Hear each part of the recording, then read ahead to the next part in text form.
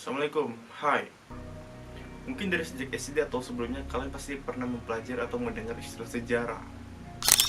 Begitu pentingnya sejarah sehingga kita tahu bagaimana hal tersebut terjadi ketika kita mendengar ada sebuah peradaban di masa lampau. Untuk itu di sini aku dan teman-temanku akan membahas sebuah sejarah peradaban Islam pada masa Khalifah Rasyidin. Sebelum masuk ke materi, aku akan memperkenalkan teman-teman dulu. Ini adalah Meta. Assalamualaikum warahmatullahi wabarakatuh. Perkenalkan, nama saya Meta Helena Pratiwi dari kelompok 2 Sejarah Pendidikan Islam, kelas 4B, Prodi Pendidikan Bahasa Inggris. Dan ini adalah Maryam. Assalamualaikum warahmatullahi wabarakatuh. Nama saya Mariam Junior Azahra. Jika kalian belum pernah mendengar istilah Khalifah Rasyidin, kalian pasti akan bertanya, apa itu Khalifah Rasyidin? Dan berikut adalah penjelasannya. Nah, sekarang saya akan menjelaskan tentang Khulafaur Rasyidin. Apa sih sebenarnya Khulafaur Rasyidin? Nah, Khulafaur Rasyidin itu terdiri dari dua kata, yaitu yang pertama Khulafaur dan Ar-Rasyidin. Khulafaur merupakan jamak dari kata khalifah, yang artinya khalifah. Sedangkan Ar-Rasyidi artinya bijak, arif, dan benar. Nah, jadi arti dari Khulafaur Rasyidi secara bahasa adalah khalifah yang mempunyai sifat benar, bijak, dan arif. Nah, Khulafaur Rasyidi ini ada 4 orang.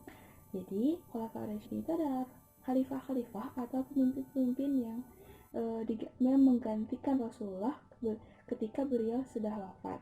Nah, yang pertama itu adalah Abu Bakar. Jadi memiliki nama asli Abdullah bin Utsman bin Amir bin Amr bin Ka'ab bin Sa'ad bin Tanim bin Murrah bin Ka'ab bin Luas bin Walid bin Fir al-Quraish at-Taimi. Pada tahun gajah sama seperti Rasulullah, namun 2 atau 3 tahun lebih muda daripada Rasulullah. Lalu memiliki 4 istri. Yang pertama adalah Khutailah yang melahirkan Abdullah dan Asma. Lalu ada Ummu Ruman yang melahirkan Abdurrahman dan Aisyah radhiyallahu Aisyah.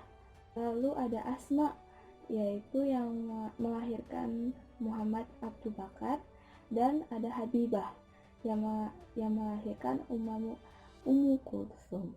Nah, pada masa pemerintahan Abu Bakar ini ada beberapa hal-hal yang menjadi patokan utama atau kegiatan-kegiatan yang dilakukan pada masa pemerintahan Abu Bakar. Yang pertama itu adalah penumpasan orang-orang murtad. Maksudnya penumpasan orang-orang murtad adalah orang-orang yang meyakini dirinya adalah Tuhan, atau orang-orang yang tidak mau beriman kepada Allah ditumpas. Lalu ada penyebaran agama Islam atau dakwah pada masa Abu Bakar melakukan dengan cara ekspansi. Maksudnya ekspansi adalah berpindah-pindah. Jadi dakwahnya itu dalam saat berperang mereka melakukan dakwah. Lalu ada masa Abu Bakar itu adalah pengumpulan mushaf, maksudnya adalah pengumpulan Al-Quran. Seperti yang halnya kita tahu, saat Al-Quran turun, itu ditulisnya bisa di batu, bisa kulit binatang, bisa pelepah kurma, dan lain sebagainya. Maka pada saat pemerintahan Abu Bakar, itu disatukan, jadi dikumpulkan di satu tempat. Nah, lalu Abu Bakar sendiri adalah merupakan orang kepercayaan Nabi, atau bisa dibilang kita kaki dan tangan Nabi atau tangan kanan Nabi saat pemerintahan. Sehingga pada masa hijrah atau pada saat hijrah Nabi Muhammad ke Madinah, karena Nabi Muhammad itu menunggu datangnya wahyu dari Allah untuk berhijrah, tinggallah Abu Bakar, Nabi Muhammad, dan Ali di Makkah. Sehingga saat turunnya wahyu, Abu Bakar menemani Nabi Muhammad untuk berhijrah ke Madinah. Abu Bakar merupakan istilahnya pengawal bagi Nabi Muhammad. Selain dari sahabat, beliau juga pengawal. Jadi beliau itu mengawal Nabi Muhammad dari Mekah ke Madinah. Maka dan Abu Bakar itu selalu ada di samping Nabi Muhammad, di mana di setiap peperangan yang Nabi Muhammad ikuti pasti di situ ada Abu Bakar. Lalu masa kepemimpinan Abu Bakar itu 2,5 tahun, memang cukup singkat.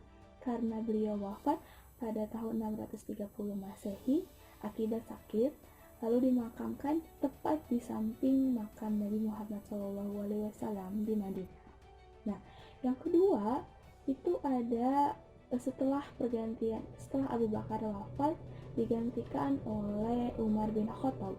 Nah, Umar bin Khattab ini memiliki nama asli Umar bin Al-Khattab bin Nufail bin Adi bin Abdul Uzza bin Riyah bin Abdullah bin Quds bin Razah bin Adi bin Khalid bin Lu'ais, dan Umar bin Khattab itu memiliki julukan Al-Fuq.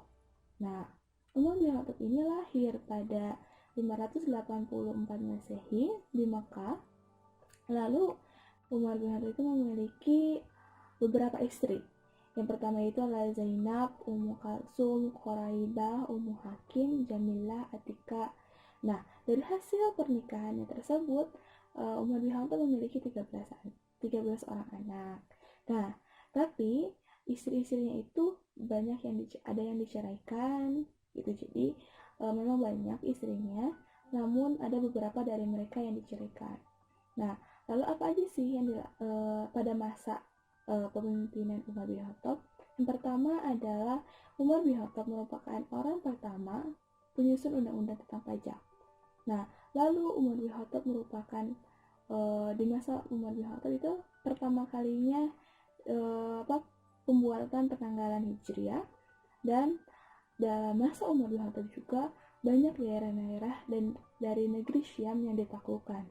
Nah, lalu pada masa kepemimpinan Umar bin Khattab itu 10 tahun, karena beliau wafat tahun 644 Masehi karena ditikam oleh Abu Luluah, yang dimana sebenarnya dia adalah beragama di luar Islam.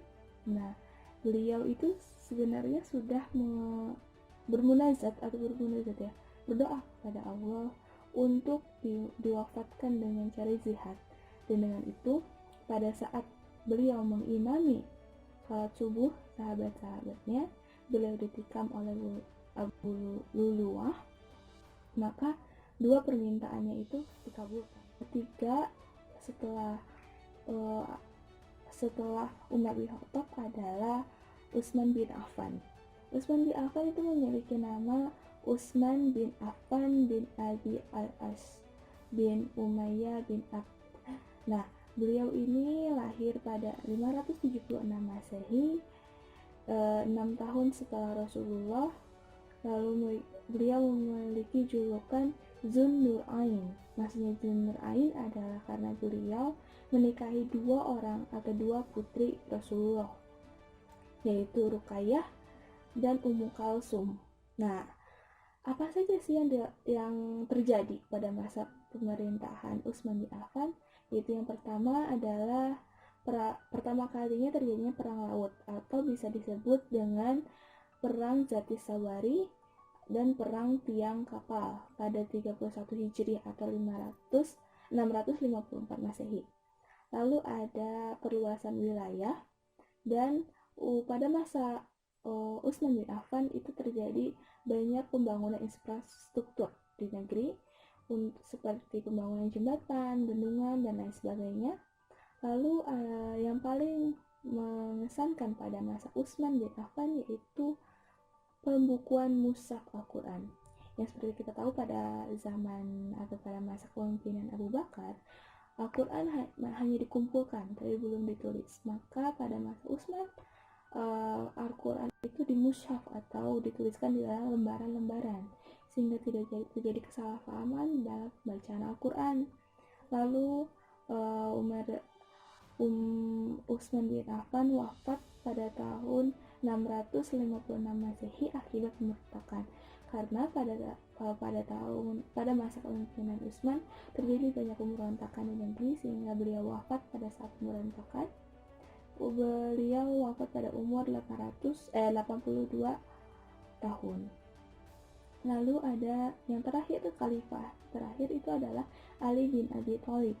Nah, Ali bin Abi Thalib ini memiliki nama Ali bin Abi Thalib bin Abdi Manaf bin Abdul Muthalib bin Abdi Manaf bin Qusay bin Khilab bin Murrah bin Khabah bin Lu'ay bin Ghalib bin Fih bin Malik bin An-Nazar bin Kinanah, Abdul Hasan, dan Husain.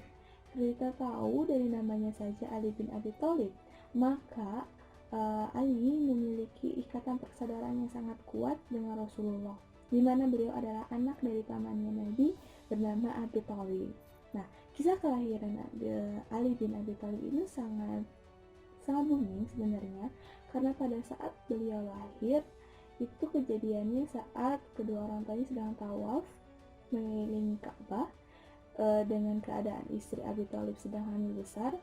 Maka saat terjadinya kontraksi pada saat tawaf, Abi Thalib istilahnya membawa istrinya ke dalam Ka'bah, dan disitulah Ali bin Abi Thalib lahir.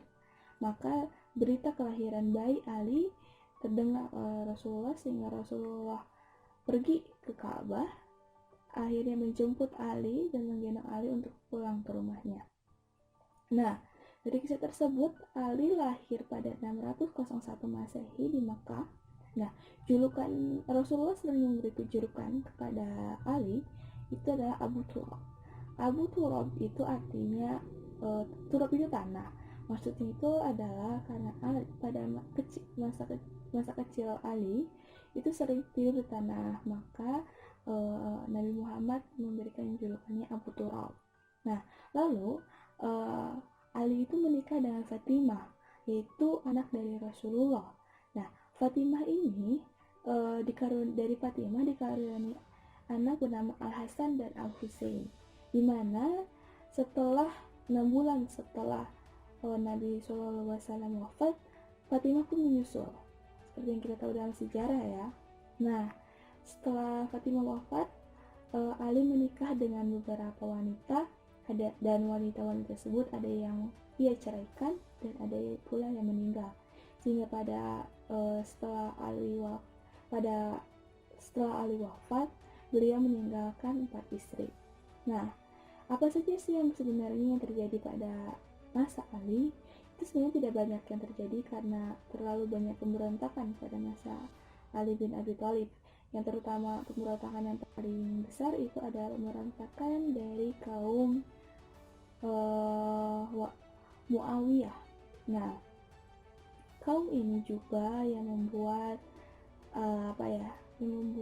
Ali wafat. Maksudnya bukan membuat Ali wafat, tapi kaum ini pula yang membunuh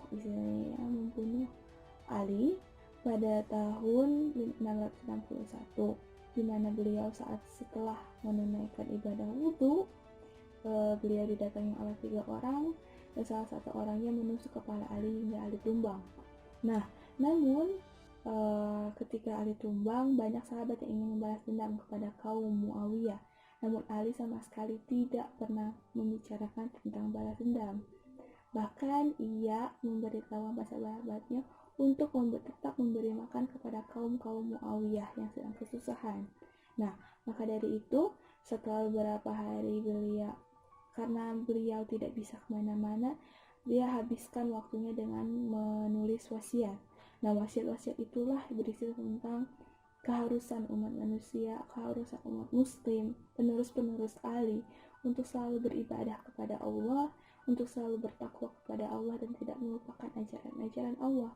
Hingga pada 661 Masehi, Ali wafat dan pada usia 63 tahun dan dimakamkan di Madinah gitu. Nah, masa kepemimpinan Ali itu 4 tahun. Nah, mungkin hanya segitu yang dapat saya sampaikan, dan materi yang selanjutnya akan dibahas oleh... Jika sebelumnya sudah dijelaskan apa itu Khalifah Rasyidin dan bagaimana riwayat hidupnya, nah di sini aku akan menjelaskan sedikit tentang bagaimana sih proses pembaiatan di setiap pergantian khalifah dan apa saja prestasi-prestasi yang dicapai oleh pada setiap khalifah. Mari kita bahas dari yang pertama, daripada masa Khalifah Abu Bakar As-Siddiq radhiyallahu anhu. awal mula pembayatan Khalifah Abu Bakar As-Siddiq, yaitu pada masa itu di Sakifah Bani Sa'idah, yaitu sebuah taman yang ada di Madinah, yang kemudian taman ini dipergunakan untuk para kaum muslimin untuk berdiskusi. Nah, ketika waktu itu Rasulullah SAW wafat dan keluarga dari Rasulullah SAW sibuk untuk mengurus jenazah Nabi Muhammad SAW. Di antaranya ada Ali bin Abi Thalib, sepupu Nabi Zubair bin Awam. Kenapa Zubair bin Awam ini sebagai sepupu Nabi? Karena ibunya Zubair bin Awam ini, Sofia binti Abdul Muthalib, adalah bibinya Nabi Muhammad SAW. Kemudian Abu Bakar, Umar, dan kaum muhajirin lainnya berada di dekat rumah duka. Lalu kaum Ansor berkumpul di Sakifah Bani Sa'idah untuk bermusyawarah siapa yang akan menggantikan Rasul. Mereka bermusyawarah tanpa mengikutsertakan kaum muhajirin, karena dengan alasan agar lebih cepat proses pergantian siapa pengganti pemimpin ketika Rasul sudah wafat. Karena menurut mereka bahwa yang lebih cocok untuk menggantikan posisi Rasul sebagai pemimpin adalah kaum Ansor, karena kaum Ansor itu sendiri berasal dari asli dari Madinah. Dan salah satu dari kaum Ansor itu memberitahukan kepada Umar, dan ketika Umar mendengarkan berita tersebut, Umar langsung memberitahukan Abu Bakar, dan mereka berdua langsung pergi ke Sakifah Bani Sa'idah tersebut. Dan ketika di tengah perjalanan, mereka bertemu dengan Abu Jubaidah, yaitu seorang tokoh muhajirin, dan mereka bertiga bergegas untuk ke Sakifah Bani Sa'idah tersebut. Dan setelah sampai ke tujuan, lalu Abu Bakar menyampaikan pidato, yaitu bahwa Allah Subhanahu wa Ta'ala mencintai kaum Ansor, dan Abu Bakar juga menyampaikan keutamaan dari kaum Ansor dengan menggunakan dalil dari Al-Quran dan hadis-hadis Nabi. Baru setelah itu Abu Bakar menyampaikan keutamaan dari kaum muhajirin, bahwa sebenarnya kaum muhajirin lah yang sebenarnya yang cocok untuk memimpin setelah Rasul wafat, karena imamah dan kepemimpinan kaum muhajirin lebih berhak untuk memimpin dengan hujah-hujahnya. Dan alhamdulillah kaum Ansor ini memiliki orientasi akhirat bukan duniawi. Kalau kaum Ansor dulu tuh memiliki orientasi duniawi, maka pasti otomatis kaum Ansor menolak dong. Dan alhamdulillahnya kaum Ansor ini memiliki orientasi akhirat, maka dengan gampang kaum Ansor menerima kebenaran tersebut. Akan tetapi di sini Abu Bakar tidak menginginkan dia sebagai khalifah.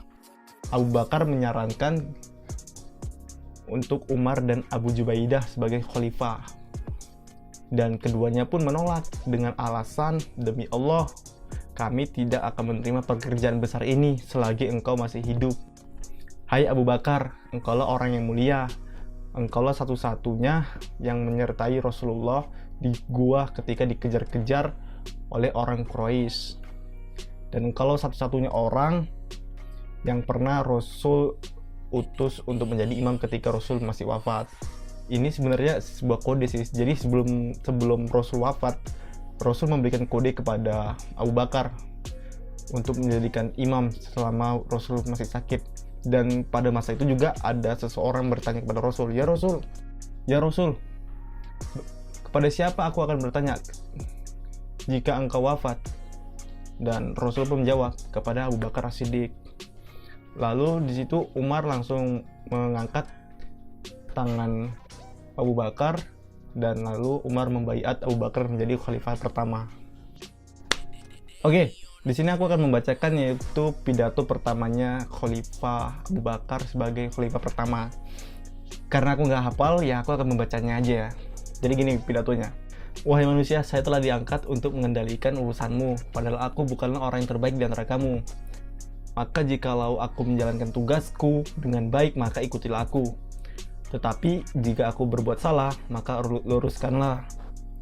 Orang yang kamu pandang kuat, saya pandang lemah. Sehingga aku dapat mengendalikan hak darinya. Sedang orang yang kau pandang lemah, aku pandang kuat. sehingga aku dapat mengembalikan hak padanya.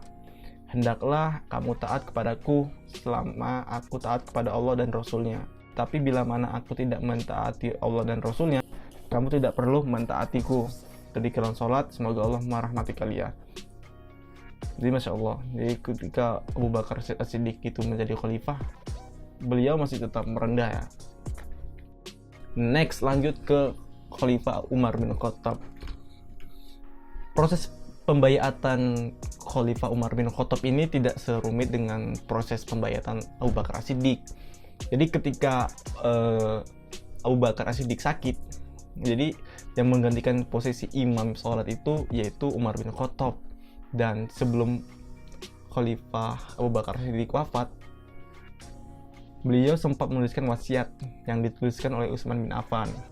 Ketika Abu Bakar As-Siddiq wafat pada hari Senin setelah maghrib dan dikuburkan pada malam itu juga, bertepatan pada tanggal 12 Jumadil akhir tahun 13 Hijriah. Dan wasiat itu pun dibacakan dan Umar bin Khattab pun sebagai pengganti dari khalifah pertama, yaitu Abu Bakar As-Siddiq. Jadi nggak serumit pada masa Khalifah Abu Bakar As-Siddiq prosesnya, karena Abu Bakar As-Siddiq sudah mempercayai Umar sebagai orang yang terbaik untuk menjadi khalifah berikutnya. Jadi pada proses pembaiatan Khalifah Utsman bin Affan ada beberapa musyawarah juga. Jadi ketika Umar bin Khattab itu tahu dirinya akan meninggal, Umar bin Khattab meminta untuk mengumumkan 6 orang yang dijamin masuk surga. Di antaranya Utsman bin Affan, Ali bin Abi Thalib, Thalhah bin Ubaidillah, Jubair bin Awam, Sa'ad bin Abi Waqqas, dan Abdurrahman bin Auf. Lalu mereka berkumpul di sebuah ruangan yang sering dipakai oleh Khalifah Umar untuk memikirkan umat. Dan ketika itu mereka disuruh masuk dan berkumpul dalam musyawarah syura, namanya majelis syura. Dan ketika itu Umar berpesan, silakan kalian berenam masuk dan kumpul. Jangan ada yang keluar sebelum kalian menentukan penggantiku, atau kepala kalian akan kutebas, ucap Umar sambil menunggu di depan pintu dengan pedangnya. Jadi Umar memerintahkan kepada Abdurrahman bin Auf, "Hai Abdurrahman bin Auf, kau yang akan memimpin majelis ini." Jadi Abdurrahman bin Auf mengatakan kepada kelima saudaranya, yaitu, "Hai saudara-saudaraku, Amirul Mukminin sudah menunjuk kita 6 orang untuk memilih sebagai khalifah selanjutnya. Dan saat ini aku beritahu kepada kalian semua, aku mundur dari kandidat tersebut," ucap Abdurrahman bin Auf. Karena Abdurrahman bin Auf ini tidak mau, dan Abdurrahman bin Auf ini sadar bahwa ini merupakan beban yang berat dan memiliki pertanggungjawaban yang besar di akhirat kelak. Akhirnya Abdurrahman bin Auf ini mempersilahkan kelima saudaranya untuk memilih. Lantas apa yang mereka perbuat? Mereka sepakat untuk mencari atau menyebutkan saudaranya yang mereka tahu yang pernah Rasul sampaikan. Lalu akhirnya kerucut dari hasilnya Utsman dan Ali yang sering disebutkan oleh Rasul. Dan pada masa itu Utsman itu memiliki 2 hadis lebih banyak daripada Ali, dan mau nggak mau si Utsman bin Affan ini harus menjadi khalifah selanjutnya. Ketika Umar masuk ke dalam ruangan tersebut dan bertanya, "Bagaimana?" Kelimanya menjawab, "Utsman." Lalu Umar bin Khattab mengatakan, "Alhamdulillah, yang melepaskan tanggung jawab saya di hari kiamat yaitu Utsman." Dan Umar wafat, Utsman menjadi khalifah selanjutnya. Next kita ke khalifah yang terakhir nih, khalifah dari Khalifah Rasyidin, yaitu Ali bin Abi Thalib. Jadi setelah Utsman bin Affan meninggal atau terbunuh pada malam Jumat 18 Zulhijjah tahun 35 Hijriah, berdasarkan yang populer nih, kaum muslimin mendatangi Ali bin Abi Thalib dan membaiat beliau sebelum jenazah Utsman dikuburkan. Ada yang berpendapat setelah jenazah Utsman dikuburkan, Pada awalnya Ali bin Abi Thalib ini menolak baiat mereka. Beliau menghindar ke rumah milik Bani Amru bin Mazhul, seorang kaum Ansor. Beliau menutup pintu dan berusaha untuk menolak jabatan khalifah tersebut. Namun orang-orang datang mengetuk pintunya dan terus mendesak. Mereka sampai membawa serta Tolha dan Az-Zubair, dan mereka berkata, sesungguhnya daulah ini tidak akan bertahan tanpa seorang amir atau seorang pemimpin, kata mereka. Dan akibat terus-menerus mendesak, akhirnya Ali bin Abi Thalib mau untuk dibaiat. Gitu ceritanya. Yang saya tahu, kalau saya salah ya teman-teman silakan komen di kolom komentar untuk kebenarannya. Nah, jadi jika sudah aku jelaskan tentang proses pembaiatan setiap khalifah, di sini aku akan membahas sedikit tentang prestasi-prestasi yang dicapai oleh khalifah-khalifah tersebut. Dimulai dari Abu Bakar As-Siddiq. Nah, masa kepemimpinan Abu Bakar As-Siddiq ini kurang lebih 2 tahun. Dan selama 2 tahun itu memiliki banyak prestasi. Namun, di sini aku akan menjelaskan setidaknya 3 dari prestasi yang dicapai oleh Abu Bakar As-Siddiq.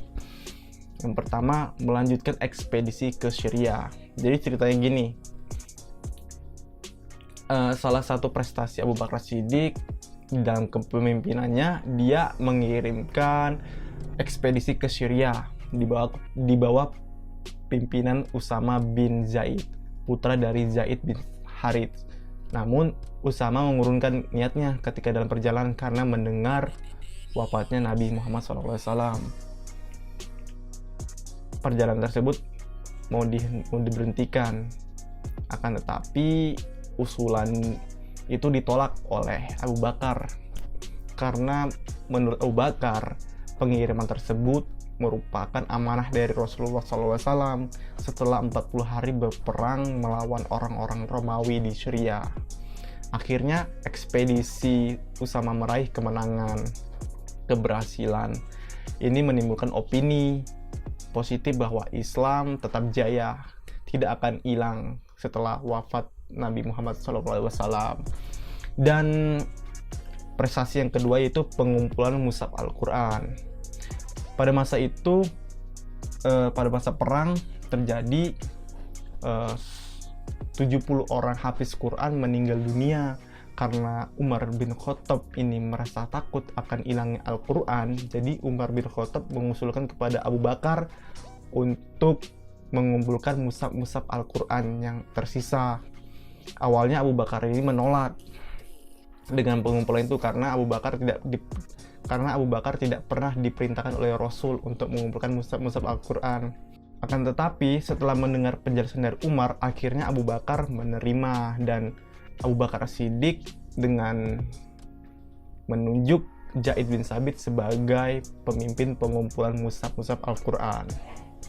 Nah, jadi prestasi ketiga dari Khalifah Abu Bakar As-Siddiq ini adalah memberantas gerakan nabi-nabi palsu, kaum murtad dan kaum musyrikin. Jadi pada masa Khalifah Abu Bakar As-Siddiq ini merupakan masa kritis perjalanan syiar Islam, karena pada masa ini banyaknya bermunculan nabi-nabi palsu dan banyaknya umat Islam yang murtad atau keluar dari agama Islam.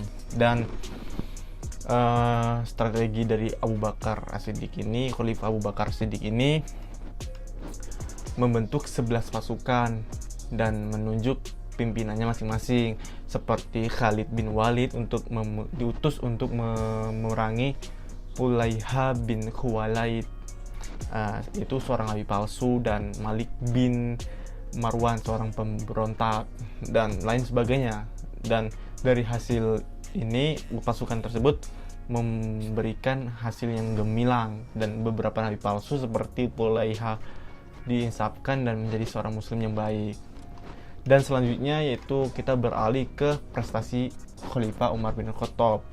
Umar bin Khattab ini memimpin pada sekitar 13 sampai 23 Hijriah atau 10 tahun dan banyak prestasinya. Tapi di sini aku akan meringkas menjelaskan sedikit 3 prestasi dari Khalifah Umar bin Khattab.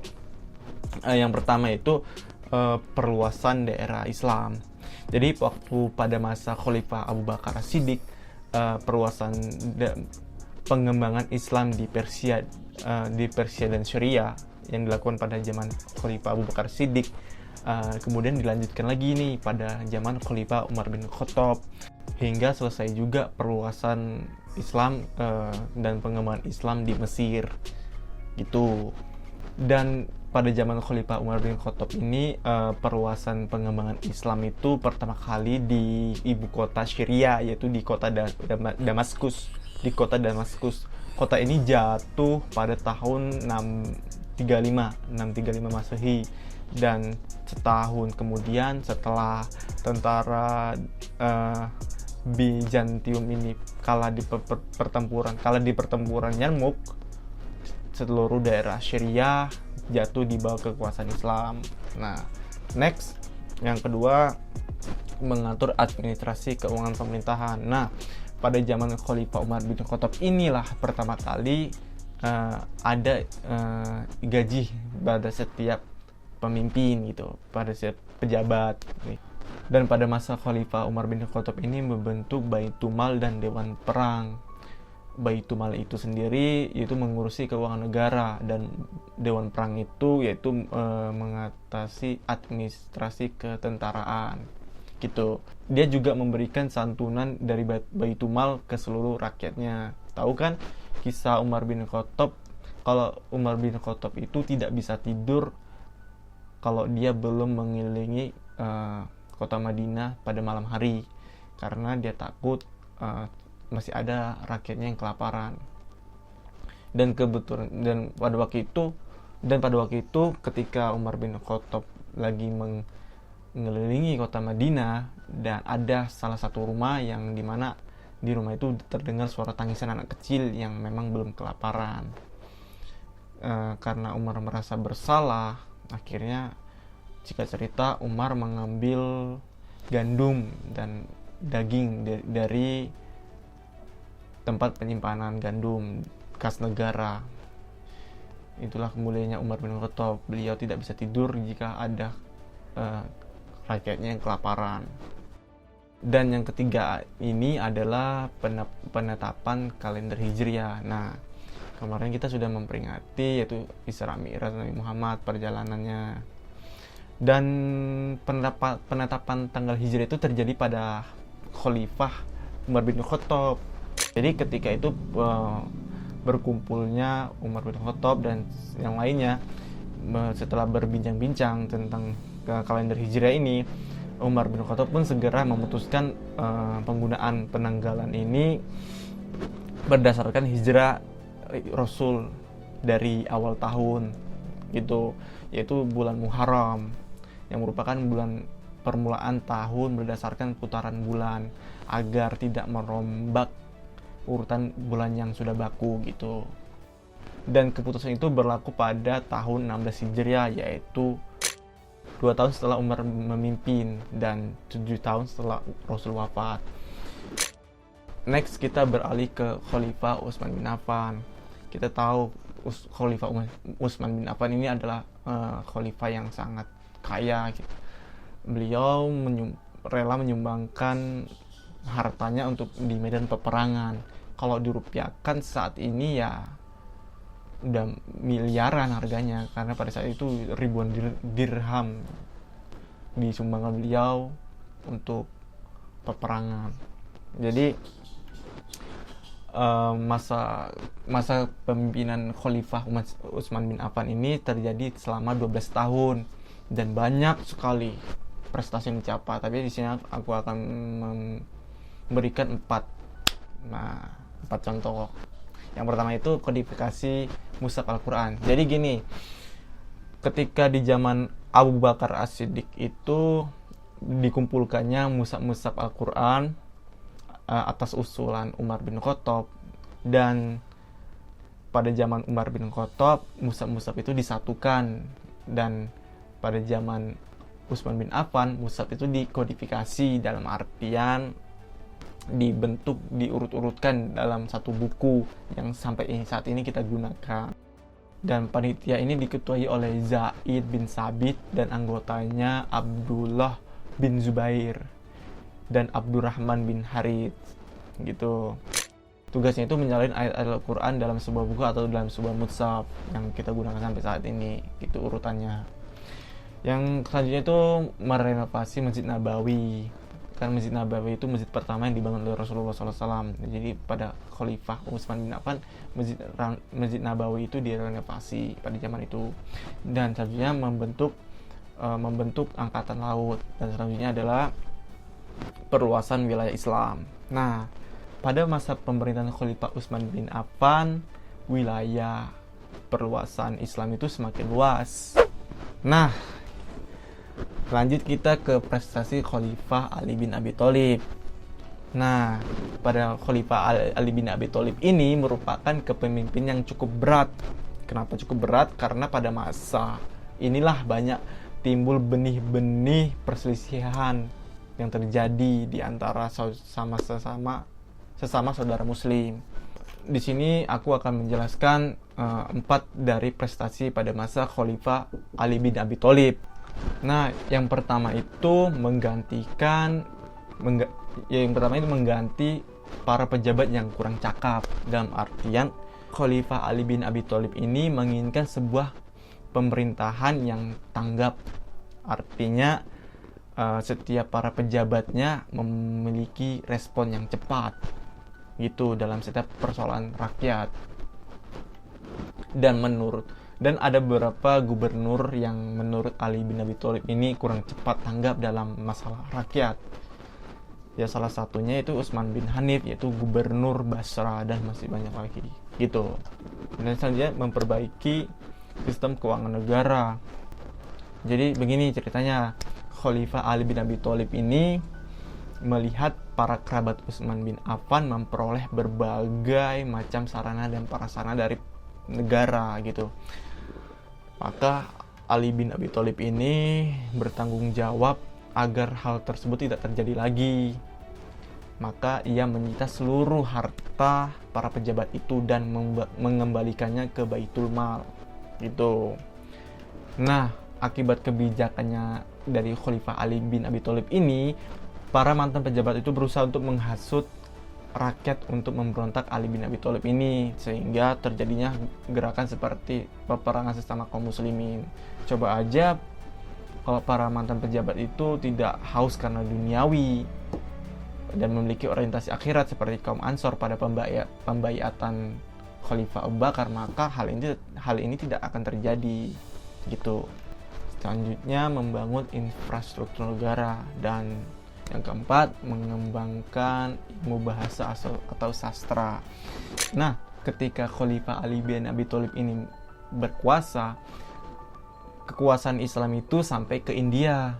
Jadi pada masa itu sistem bacaan Al-Quran itu tidak seperti sekarang adanya tanda baca. Pada zaman itu tidak dilengkapi tanda baca seperti fathah, dhamma, kasroh, ikhfa, tun sukun, dan lain sebagainya.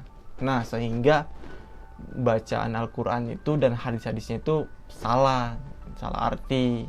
Sehingga Khalifah Ali bin Abi Thalib ini memerintahkan Abu Aswad Ad-Duwali untuk mengembangkan pokok-pokok ilmu tentang ilmu nahwu, yaitu tentang tata bahasa Arab.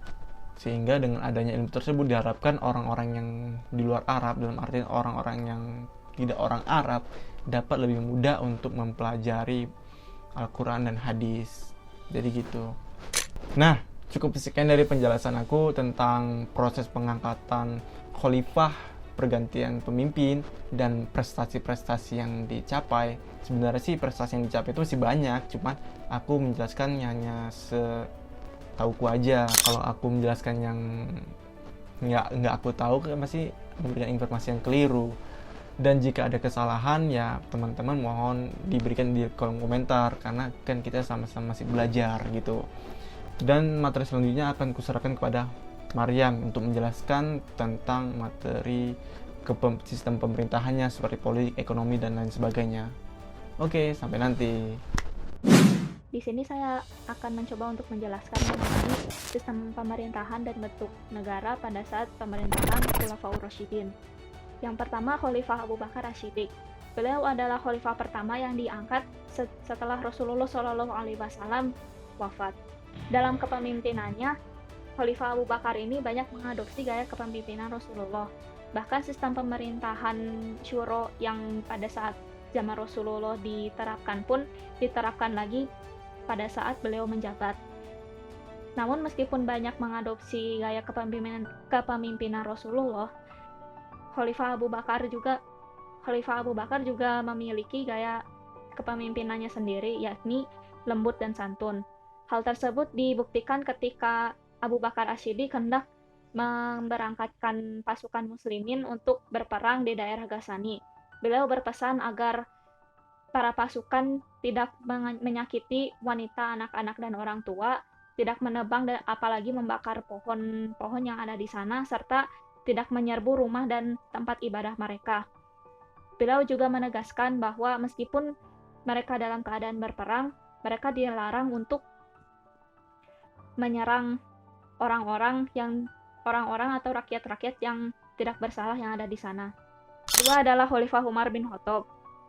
Dalam masa kekhalifahannya, Khalifah Umar bin Khattab lebih banyak melakukan ekspansi wilayah kekuasaan, terutama ke sebagian besar daerah Jazirah Arab, Persia hingga ke Mesir.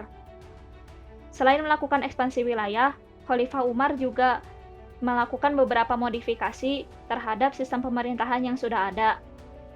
Beberapa di antaranya yaitu membagi wilayah kekuasaan Muslim ke dalam 7 wilayah administratif. Pergantian pejabat pemerintahan menjadi orang-orang dari keluarga Utsman ini juga merupakan cikal bakal dari sistem dinasti yang ada di kekhalifahan Muslim di era selanjutnya.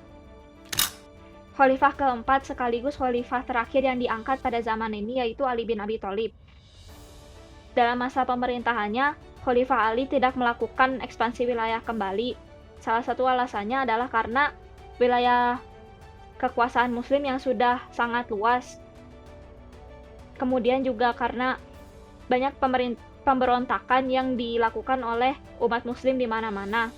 Sehingga ketika menjabat, Khalifah Ali lebih banyak melakukan upaya-upaya untuk meredam pemberontakan ini. Namun sayangnya meskipun sudah berusaha, Khalifah Ali tetap tidak bisa meredam pemberontakan ini. Pemberontakan yang dilakukan oleh umat Muslim pada zaman ini berakibat pada perang saudara yang kemudian mengakibatkan perpecahan kaum muslimin menjadi 2 kubu sampai sekarang, yaitu kubu Syiah dan kubu Sunni.